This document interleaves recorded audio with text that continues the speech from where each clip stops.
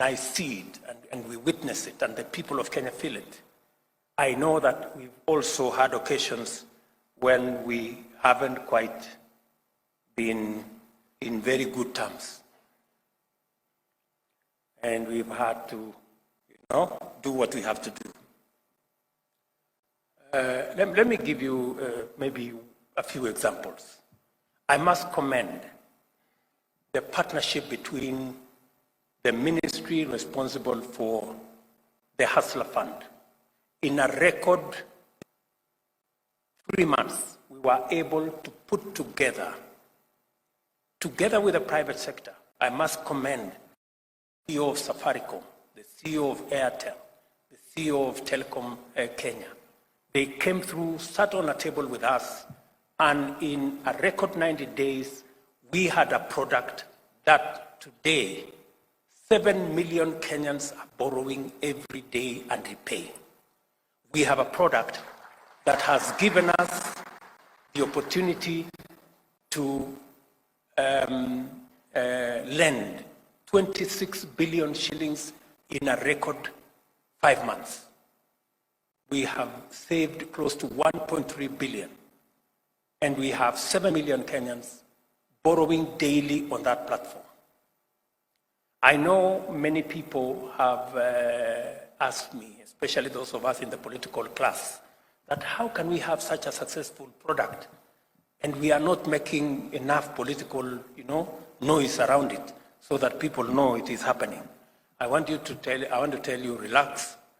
7 million Kenyans know what that program is doing to them. Let me also, in a very special way, just commend some of our performers. My economic advisor, David Ndi, Mohammed Hassan, Davis Chirchir, and the young man at EPRA, those 4 gentlemen have done something phenomenal in our country.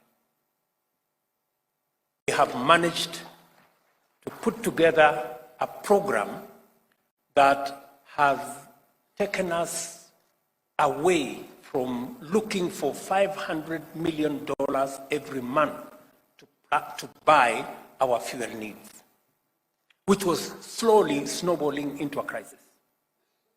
Today, as a country, we can buy fuel in Kenya shillings, something that many people never thought it would be possible. Again, I want to commend these good people. And let me tell you that from this month of April, all our fuel marketers and all the people in that space, they will be able to buy our products, fuel products, in Kenya shillings. And it will remove pressure on our dollars. In fact, in the next 1 month or so, you will see dollars coming down, the exchange rate coming down in a very phenomenal way. In fact, in my estimation, in the next couple of months, the exchange rate will come below 120 shillings. Maybe 115, you never know. So, and these are outstanding actions of public servants who are contributing towards what our citizens are expecting. Let me also, commend one lady. I don't know whether Pamela Mutua is here, of KNTC. I don't know whether she's here.